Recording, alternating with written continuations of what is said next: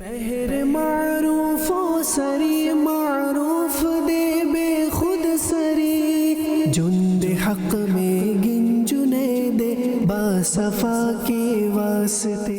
হযরত জুনায়েদ বাগদাদি রহমতুল্লাহ তাআলা আলাইহি কাদেরিয়া রজবিয়া আত্তারিয়া সিলসিলার 11তম মহান বুজুর্গ ইমামুল আরেফিন সাইদুত তাইফা হযরত জুনায়েদ বাগদাদি রহমতুল্লাহ তাআলা আলাইহি 216 হিজরিতে বাগদাদে জন্মগ্রহণ করেন। জ্ঞান ও প্রজ্ঞায় তার শ্রেষ্ঠতার কারণে অল্প বয়সে তিনি শহরের সম্মানিত ফকি ও মুহাদ্দিসগণের অন্যতম হিসেবে গণ্য হন।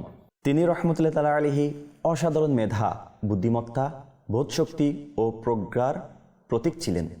হযরত আবু জাফর হাদ্দাত রহমতুল্লাহ তাআলা আলাইহি বলতেন, বুদ্ধিমত্তা যদি পুরুষ হতো তাহলে তা হযরত জুনায়েদ বাগদাদি রহমতুল্লাহ তাআলা আলাইহির বেশ হতো। ইমাম ইবনে আসির রহমতুল্লাহ তাআলা আলাইহি বলেন, হযরত জুনায়েদ বাগদাদি রহমতুল্লাহ তাআলা আলাইহি হলেন তার যুগের ইমামুল আলম। হযরত জুনায়েদ বাগদাদি রহমতুল্লাহ তাআলা আলাইহি নামাজকে এতটাই পছন্দ করতেন যে তিনি প্রতিদিন কমপক্ষে 400 রাকাত নফল নামাজ আদায় করতেন। 30 বছর যাবৎ তিনি রহমতুল্লাহ তাআলা আলাইহি ঈশার নামাজের পর দাঁড়িয়ে আল্লাহর স্মরণে মগ্ন থাকতেন, অতঃপর একই ওযু দিয়ে ফজরের নামাজ আদায় করতেন।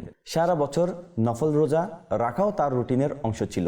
पहर मारूफ सरी मारूफ दे बेखुद सरी जुंदे हक में गिंजुने दे बासफा के वास्ते। অবশেষে এই মহান বুজুর্গ 298 হিজরির 27 রজব শুক্রবার ইন্তেকাল করেন।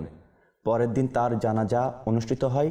প্রায় 60,000 মানুষ জানাজায় অংশগ্রহণ করেন। অতঃপর বাগদাদে তার পীর ও মুর্শিদের পাশেই তাকে সমাধিস্থ করা হয়। আল্লাহ পাকের রহমত তার উপর অজর ধারায় বর্ষিত হোক, তার উসিলায় আমাদের ক্ষমা হোক।